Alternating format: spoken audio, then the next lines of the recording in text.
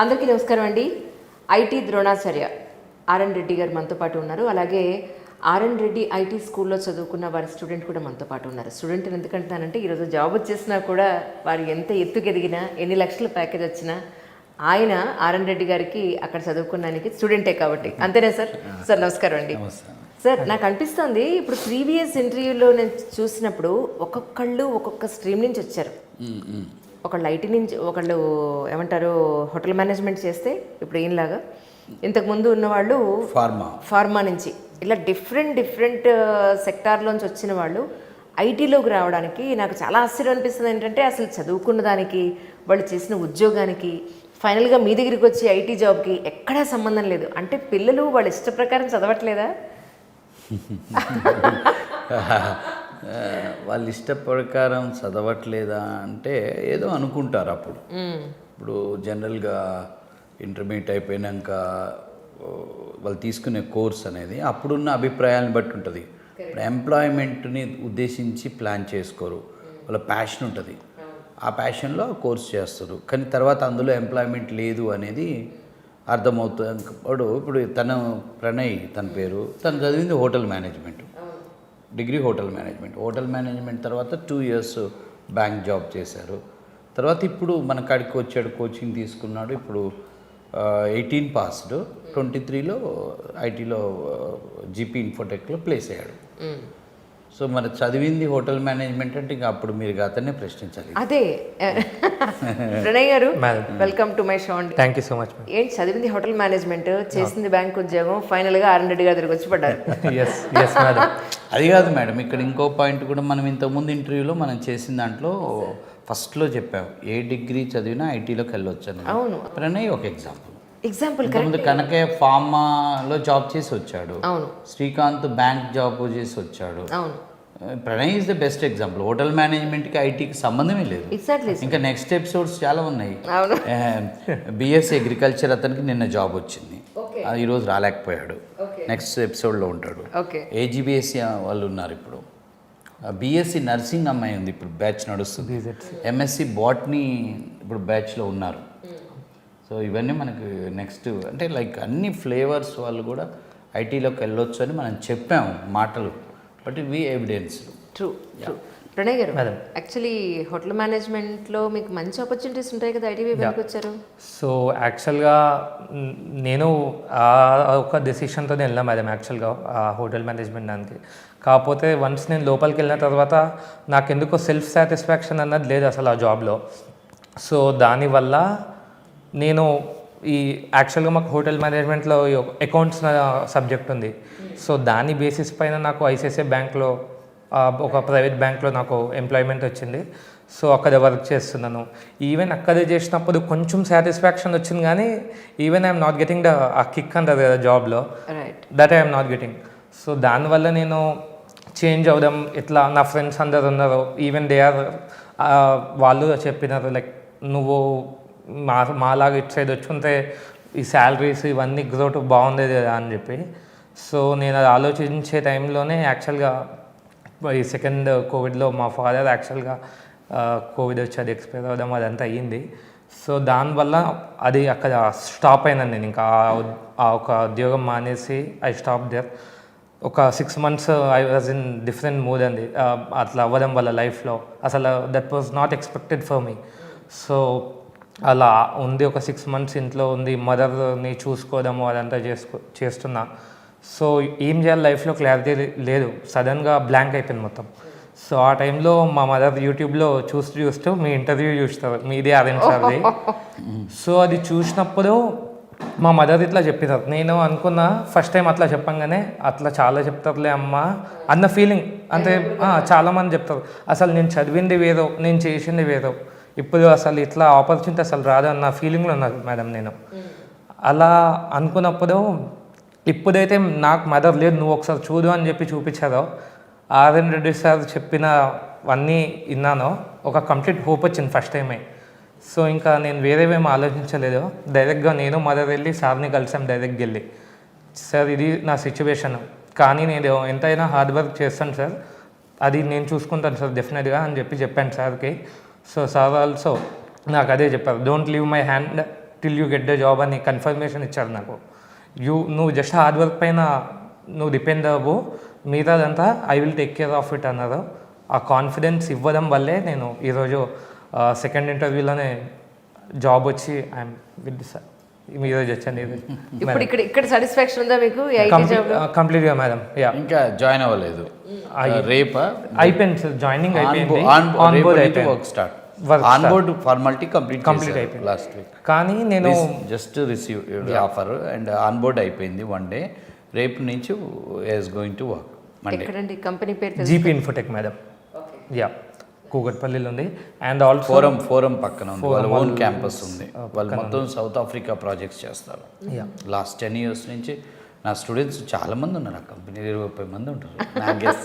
I'm not sure, maybe వెళ్ళిపోయి ఉన్నా కానీ ఇప్పటికైనా 10-15 అయితే గ్యారెంటీ ఉంటారు. నేను ఈ మధ్య మనమే ఇప్పుడే వింటున్నారు ఆ పేరు, మీరు 2-3 సార్లు విన్నారు. అవును, లాస్ట్ ఇంటర్వ్యూలో ఉన్నంతరు కూడా అదే. అవును అవును. You are saying something. Yes madam. So as you said madam, like మీకు ఇప్పుడు సాటిస్ఫాక్షన్ వచ్చిందంటే ఈ లాస్ట్ 6 monthsలో we will do so many ట్రైనింగ్లో ఉన్నప్పుడు ప్రోగ్రామ్స్ కానీ రియల్ టైమ్ ప్రాజెక్ట్స్ లాంటివి ఎగ్జాంపుల్స్ కానీ చేస్తాం కదా మేడం. సో యా, నాకు మాత్రం అవి చేసినప్పుడు this is where I belong అన్న ఫీలింగ్ మాత్రం డెఫినెట్గా వచ్చింది. యా, సో అందుకే నేను కంప్లీట్గా నా ఫుల్ ఫ్లెడ్జ్డ్ హార్డ్ వర్క్ ఇచ్చి ఇంకా జాయిన్ అయ్యాను మేడం. ఇంటర్వ్యూలు వచ్చింది సార్. స్టూడెంట్స్ని అయితే మీరు శిష్యుల్ని ఏకలవ్య శిష్యులా తయారు చేస్తున్నారు, బాగుంది. కానీ పర్టికులర్గా ఏ కంపెనీలో ఎలాంటి జాబ్ ఆపర్చునిటీస్ ఉన్నాయనేది మీకు ఎలా తెలుస్తుంది? ఎలా వాళ్ళు రీప్లేస్ చేయగలుగుతారు? అడగచ్చా? అడగొచ్చు, అదేం లేదు. ఇప్పుడు .NET ప్రాజెక్ట్స్ ఉన్న కంపెనీస్ లాస్ట్ 10 years నుంచి మన శిష్యులంతా వెళ్ళారు. వాళ్ళ మొదట వాళ్ళు వెళ్ళినప్పుడు నేనెవరో వాళ్ళ కంపెనీకి తెలియదు, కంపెనీ నాకు తెలియదు. అలా వెళ్ళి అక్కడ జాబ్ చేస్తున్న పరిధిలో ఆ స్టూడెంట్స్ ఇప్పుడు మేనేజర్లు అయ్యారు 15 అదొకటి. రెండోది, వీళ్ళు వెళ్ళినప్పుడు వాళ్ళ మేనేజర్లు కూడా 10 మంది జాయిన్ అయినప్పుడు R&D కాడి నుంచి వెళ్ళిన స్టూడెంట్స్ 2 ఉన్నారనుకోండి, వాళ్ళకి మిగిలిన వాళ్ళకి డిఫరెన్స్ అనేది వాళ్ళతో పనిచేసుకుంటున్న మేనేజర్లకు అర్థమవుతుంది. సో అట్లా మనకు ఐడెంటిటీ. దానివల్ల ఏం చేస్తారంటే నెక్స్ట్ రిక్వైర్మెంట్ కాల్ నాకు వస్తుంది. ఆ కాల్ వచ్చినప్పుడు మేము పిక్ చేసి పంపిస్తుంటాం. సో అక్కడ కూడా కంపెనీ పెట్టే కన్స్టెంట్స్ ఉంటాయి. ఇప్పుడు జీపీ ఇన్ఫోటెక్ వాళ్ళకి సబ్జెక్ట్ స్ట్రాంగ్ ఉండాలి అన్నప్పుడు ఏం చేస్తాం, వాళ్ళు ఫస్ట్ ప్రయారిటీ ఇవ్వాలి. సార్ మీ స్టూడెంట్ ఫస్ట్ ఇంటర్వ్యూ మాకు. అప్పుడు మేమేం చేస్తామంటే ఉన్న వాళ్ళలో బెస్ట్ రిసోర్స్ని వీళ్ళకి ప్రయారిటీ బేస్డ్గా ఇస్తాం, పంపించినాం. అక్కడ సెలెక్ట్ అయితే అవుతారు, లేకపోతే ఇంకో కంపెనీ పంపిస్తాం. సో R&D ఐటీ స్కూల్ కాదు, ఇది R&D ఐటీ ఫ్యాక్టరీ అని పెట్టాలి మీరు. ఐటీ ఫ్యాక్టరీ మ్యానుఫ్యాక్చరింగ్ చేసి మీ ప్రోడక్ట్ని మీరు బయటికి పంపిస్తున్నారు. ఆ ప్రోడక్ట్ ఏం చేస్తుందంటే అక్కడ చక్కగా ఇంతింతాయి వటుడింతాయి అన్నట్టుగా ఒక పెద్ద మహావృక్షం డెవలప్మెంట్ అక్కడ పళ్ళు కాయలు కాసి ఎంతో మందికి ఫ్రూట్స్ అందిస్తుంది. That's really nice sir actually. So అంటే మీ దగ్గరికి రావడానికి స్టూడెంట్స్ ఎంతో మంది వెయిట్ చేస్తూ ఉండొచ్చు, బట్ కానీ మీ వరకు మీరు చూస్తే ఎక్కడ పెద్ద పెద్ద బోర్డులు పెట్టలేదు, పెద్దగా ఎక్కడ మీరు ప్రాపర్గా ఏం చేయట్లేదు. బట్ ఎలా మిమ్మల్ని రీచ్ అవుతారు? మౌత్ పబ్లిసిటీతో వస్తున్నారు స్టూడెంట్స్. అది బోర్డు ఉంది, గూగుల్కి వెళ్తారు మేడం. జనరల్గా మనకి స్టూడెంట్ ఎలా వస్తారంటే పాత స్టూడెంట్ల ద్వారానే వస్తారు, రిఫరెన్స్లే, వేరే ఎవరు రారు. మీకు మాస్ క్రౌడ్ రాదు. నాకు పాత నా 11 సంవత్సరాలలో 1000 మంది స్టూడెంట్స్ వెళ్ళారు. వాళ్ళు ఇస్తుంటారు. అదరు సోషల్ మీడియా.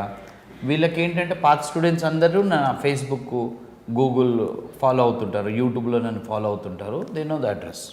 ఇప్పుడు మనం లొకేటెడ్ ఇన్ సత్యం థియేటరు, అమీర్పేటలో గురుద్వార్ మధ్యలో బాటా షోరూమ్ ఉంది, దానిపైన ఫస్ట్ ఫ్లోర్లో ఉంటుంది. అసలు ఒకటి మేడం, టిఫిన్ సెంటర్ ఉంటుంది ఎక్కడో ప్రగతి మహావిద్యాలయం ముందు ఒక టిఫిన్ సెంటర్ ఉంటుంది. మేము చదువుకునే రోజు నుంచి ఈ రోజు కూడా అక్కడికి వెళ్ళి కార్లలో వెళ్ళి తింటారు. అంతెందుకు, ఇప్పుడు మన కృష్ణనగర్లో పూర్ణ టిఫిన్ సెంటర్, పూర్ణ టిఫిన్ సెంటర్కి ఎక్కడ బోర్డులు ఉన్నాయి అంటే వాళ్ళు చెప్పడం ఏంటంటే మన క్రికెటర్స్ ఇక్కడ గేమ్ ఆడటానికి వచ్చినప్పుడు కూడా ఎర్లీ మార్నింగ్ వచ్చి తినిపోయిన సందర్భాలు కూడా ఉన్నాయంట, చాలా సెలబ్రిటీస్. దానికి ఏ పబ్లిసిటీ అవసరం లేదు. నేను అందుకే ఎప్పుడు ఏం చెప్తానంటే, నేను మాట్లాడటం వల్ల నాకు అడ్మిషన్ వద్దు, నా ప్రోడక్ట్ నాకు అడ్మిషన్ తీసుకురావాలి, నా సర్వీస్, నా టీచింగ్ అనేది నా ప్రోడక్ట్ ఇక్కడ. సో అదే అడ్మిషన్ తీసుకొస్తుంది. మేము అమీర్పేటలో చాలామంది ఫ్లెక్సీ బోర్డ్స్ ఇవన్నీ ఉంటాయి. నేను ఎప్పుడు పెట్టలే, అవసరం లేదు అది. అంటే నా ఉద్దేశం ఏంటంటే అలా వచ్చిన అడ్మిషన్ని మనం కూర్చోబెట్టలేము. ఇప్పుడు ఇలా వచ్చిన అడ్మిషనే కూర్చుంటుంది, ఇక్కడ సాధన ఉంటుంది. మరి 6 నెలలు 9 నుంచి 6 గంటలు అన్నీ వదలాలి. 9 o'clock రాగానే ఫస్ట్ మేము అందరినీ ఒక క్లాస్ రూమ్లో గ్యాదర్ చేస్తాం. గ్యాదర్ చేసిన తర్వాత మేము జనరల్గా ఎలా ఉంటుందంటే, ఈరోజు చదివారు మేడం, ఈరోజు చదువుకున్న ప్రిపరేషన్లో మార్నింగ్ 9 నుంచి వాళ్ళు చదువుకొని ప్రిపేర్ అవుతున్నప్పుడు క్లాసులో జరిగింది మొత్తం క్వశ్చన్ పేపర్ తయారు చేసుకుంటారు. స్టూడెంట్సే క్వశ్చన్ పేపర్ తయారు చేసుకుంటారు, ఎవరి క్వశ్చన్ పేపర్ వాళ్ళే. సాయంత్రం 5 గంటలకు అన్ని క్లాసులు అయిపోయిన తర్వాత 5 to 6:30 మేము అందరినీ గ్యాదర్ చేస్తాం ఈవినింగ్. అక్కడ ఎగ్జామ్ రాస్తారు. ఆ ఎగ్జామ్ ఏం రాస్తారు, వాళ్ళు తయారు చేసుకున్న క్వశ్చన్ పేపర్కి వాళ్ళు ఆన్సర్స్ రాస్తారు. ఎవరి ఎగ్జామ్ వాళ్ళదే, వాలంటరీగా ఏ రోజు ఆ రోజే వెళ్ళి ఆ పేపర్ కూడా మేము తీసుకోం, ఇంటికి తీసుకెళ్ళి నైట్ అదంతా చెక్ చేసుకొని ఎవాల్యుయేషన్ చేసుకొని నెక్స్ట్ డే మార్నింగ్ మళ్ళీ 9కి గ్యాదర్ అయినప్పుడు ఆ క్వశ్చన్ పేపర్ ఏదైతే ఆన్సర్ షీట్ ఉందో అది మేము కలెక్ట్ చేసుకుంటాం. ఆన్సర్ షీట్ కలెక్ట్ చేసుకునేటప్పుడు టెలిఫోన్ కలెక్ట్ చేసుకుంటాం పొద్దున్నే. సో వాళ్ళ ఫోన్ మాకు ఇచ్చేస్తారు, ఈవినింగ్ 6:30కి మళ్ళీ మనం ఎగ్జామ్ రాయగానే ఇచ్చేస్తాం. సో ఇవన్నీ మరి చాలా కఠినమైన నియమాలు కదా, ఇవన్నీ పాటించాలంటే మామూలు వల్ల కాదు. ఫ్లెక్సీ చూసి వచ్చినోడో పాంప్లెంట్ చూసి వచ్చినోడు ఇవన్నీ పాటించలేడు, నెక్స్ట్ డే పోతాం. అందుకని I don't want that type of crowd. That's why I use to say that I hate convincing. I don't want to convince you. Because of my convince, if you join, I'm sure you will leave the next day. Correct. You can't bear me. You can't be in this process. It's very difficult process. అందుకనే మన గురించి బాగా తెలిసినప్పుడు అందుకని product మాట్లాడాలి. Correct. మన మాటల వల్ల ప్రొడక్ట్ కొనడం, ప్రొడక్ట్ క్వాలిటీయే మాట్లాడాలి. So that's it. A business కానీ ఇదే సూత్ర. మీరు చెప్పినట్టు డిజైర్ ఉన్నవాడు, ఆకలి ఉన్నవాళ్ళు తప్పకుండా మిమ్మల్ని వెతుకుని వస్తారు. ఇప్పుడు మాకు హండ్రెడ్స్ ఆఫ్ స్టూడెంట్స్ ఉన్నారు. ఇప్పుడు మాకు సరిపోట్లే ప్రిన్సెస్. పైన తీసుకున్నాం, కింద తీసుకున్నాం, మీకు చెప్పాక ఇందాక కారిడార్ అంతా కూర్చుంటారు. మళ్ళీ పాపం వాళ్ళే అరే పాప ఆయన ఏం చేస్తుంటే చదివే కదా చెప్పేది అని వాళ్ళు ఆ ప్రెసిడెంట్ గారు అనుకొని వాళ్ళంతా వాళ్ళే కన్విన్స్ అయ్యి. True true true really sir. ఎంతోమంది ఇలాంటి స్టూడెంట్స్ మీ ఫ్యాక్టరీలో ఇలా రావాలి. నేను పెట్టిన పేరు ఫ్యాక్టరీ, R&D IT ఫ్యాక్టరీ అంటాను నేనైతే. స్కూల్ అనేది చాలా ఇతను గురించి మాట్లాడేది అంటే ఇతని రిజల్ట్ మనది. ఇప్పుడు నేను బంగారం ఇస్తున్నాను, దాన్ని ఉంగరం చేసుకుంటావో హారం చేసుకుంటావో పారేసుకుంటావో నీ ఇష్టం అంటాను స్టూడెంట్కి చెప్పేది. కొంతమంది ఉంగరం చేసుకుంటారు, కొంతమంది హారం చేసుకుంటారు, కొంతమంది పారేసుకుంటారు. Is a very sincere. మొత్తం ఇప్పుడున్న బ్యాచ్లో ప్రియ శిష్యుడు అన్నట్టు. రాముడు మంచివాడు, సూపర్. అమ్మ కొడుకు వాళ్ళ మదర్తో వచ్చాడు, జాయిన్ అయ్యాడు. వాళ్ళ ఎథిక్స్ ఉన్నాయి, ఆ ఎమోషన్స్ ఉన్నాయి. వాళ్ళ మదర్ మొన్న జాబ్ వచ్చినాక జాయినింగ్ రోజు మళ్ళీ వచ్చింది ఆవిడ హ్యాపీగా థ్యాంక్స్ చెప్పడానికి. నీ అదృష్టం అని చెప్పాను ఇలాంటి కొడుకు ఉండటం. సో మా అదృష్టం ఇలాంటి శిష్యుడు ఉండటం. సో అది ఆయనకి ఇచ్చింది రిజల్ట్. ఇప్పుడు ఈ ఫ్లోలో కొన్ని 100 మంది వస్తున్నారు, 100% అందరూ సక్సెస్ అవుతున్నారంటే కావట్లేదు. సో ఇలాంటి ప్రోగ్రామ్కి హోస్ట్ చేయడానికి నాది కూడా అదృష్టం. Thank you. Thank you sir. Thank you ma'am. Thank you అండి.